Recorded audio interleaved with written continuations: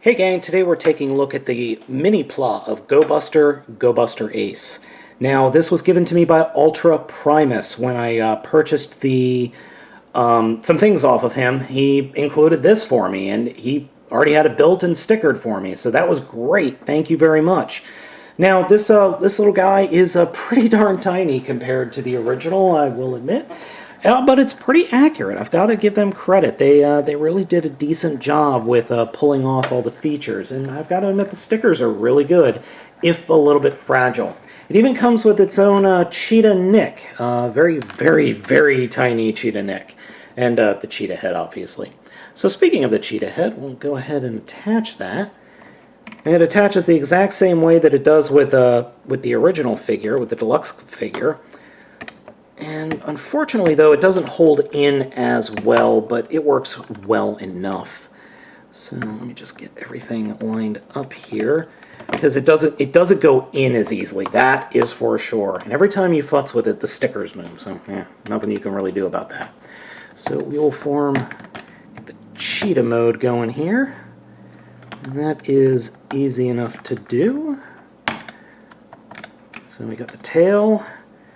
We fold everything down, and oddly enough, it has the exact same transformation. So you fold the legs out and down exactly how you do with the deluxe class version. Now, if it looks like the figure is pretty wobbly, that's because it is, simply because of the way it transforms, and we'll talk about that here in a little bit. But here is the Cheetah Mode. It looks good. It has the longest tail of any cheetah I've ever seen, but it looks good. And it's very, very accurate to the show and to the original mold. So let us go ahead and take a look at the full transformation. So I've returned it to the car mode, minus the cheetah head, which we'll leave off to the side. Now the transformation for this guy is a little bit more complex than you might think. Excuse me if I hit the camera.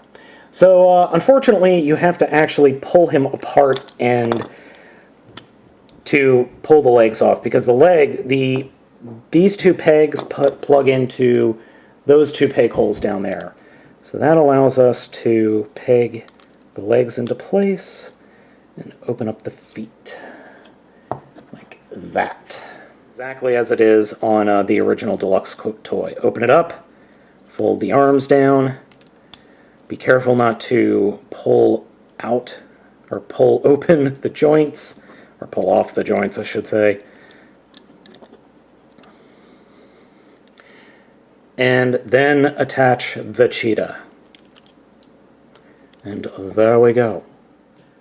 Poseability for this little guy is quite impressive. Now, the one thing you might have noticed, and the one thing I hate about these figures, is the stickers. They just come off so freaking easily. But, as I was saying, poseability. Head is on a ball joint, though it is limited to the size of the head, which is actually really well sculpted. Arms, plenty of poseability. In and out poseability, up and down below the shoulder, swivel, bend at the elbows, ball joint at the wrists. One problem, everything comes apart really easily. So you got to be a little careful. Swivel at the hip, kind of a weird bend at the knee, and then the feet are poseable. The candy toy of Go-Buster Ace, as usual, excels. It looks great. It has fantastic poseability. It is a little bit on the small side. To give you a comparison, here is the figure behind RID Soundwave. So it's about the size. It's about the size of a of a basic class figure from maybe Beast Wars. A little bigger than that, actually.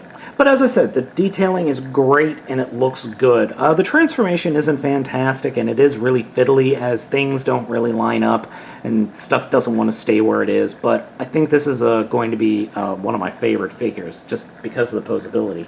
Now, I have ordered Rabbit and Gorilla, and they are on their way from the good folks at CS Toys, so expect a review of that in the coming weeks. So, should you pick this one up? I think so. I think if you can't get a hold of, or if you can't afford the original, the deluxe class version, I would pick up the candy toy. It's definitely worth it.